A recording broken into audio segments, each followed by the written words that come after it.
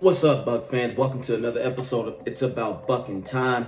But before we even go further into it, please be sure to check me out on Bucs Report The Aftermath. It's about Bucking Time with my co-host Slick. Also, subscribe to this fire content right now. And so let's discuss the Week 9 breakdown of the Bucs heading into Arrowhead Stadium against the Chiefs. This is going to be a tall task. After a devastating loss against the Falcons, the Bucs are in desperate mode right now. That is right, Buc fans. The Bucs can no longer take anything more than 2 losses, but a victory like this will, in my opinion, help the morale of the team right now.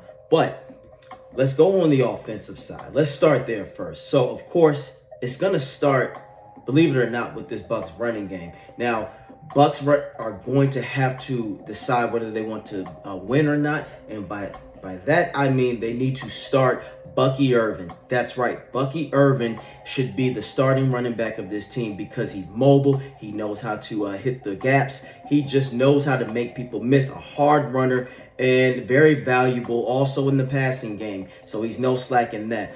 Speaking of another running back, Sean Tucker needs to get more touches. That's right. Sean Tucker is actually just as good as Rachaad White when it comes to receiving running back. He's also known how to get hit between the gaps as well. He's efficient. So at this point, Rachaad White needs to be used mostly for the fourth quarter to bleed out to tire out the defenses in the fourth quarter, because he's more of a better threat as a receiving back than running up the middle or anything like the other two I just mentioned. So the Bucs run game is going to have to be solid in order to beat this Chiefs defense, because they're a very stingy defense, and Spagnuolo is going to put a lot of pressure on Baker Mayfield, especially because he doesn't have his 2 stud receivers. So with that being said, Baker is going to have to rely heavily on Cade Otton, who is balling at this point. Get him into some short to mid to long range passing.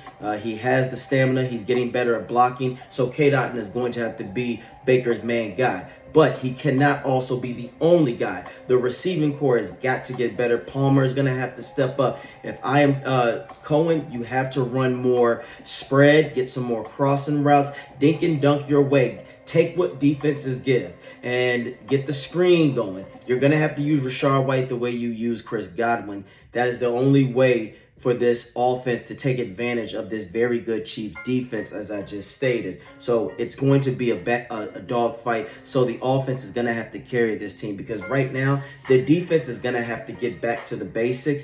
And by that, Bowles, that means he needs to let go of his ego. So if I am Bowles in this game, we know what Mahomes is going to do. Mahomes can be a magician. Mahomes is an efficient passer. Is he having the best season thus far? No, but also with the acquisition of Hopkins, he could be a stable receiving wide receiver. Also, Kelsey is still there. So at this point, you know they're going to try to attack the middle of the field with KJ Britt. So you're going to have to spice things up, Bowles. If I was Bowles, I would get into more man coverage, jam the receivers, have Levante spy on Kelsey, and protect the middle. And the only way you can protect the middle, in my opinion, is bring Winfield down in the box to make sure he can help out Britt, because you know they're going to attack Britt any chance they get. Also, you're going to have to play more man coverage so you can try to sack Mahomes, because we know he is able to get out of situations like that. So you have to keep him under duress. If Bowles continues the cushion coverage that we all hate, then unfortunately this is going to be another loss. So right now, that is the keys to the game. The Bucs offense has to run efficiently, get the short passes, and on defense, pressure. So hopefully they can get that done. As always, I believe in this team, and hopefully they can come out with the win. As always, though, go Bucs.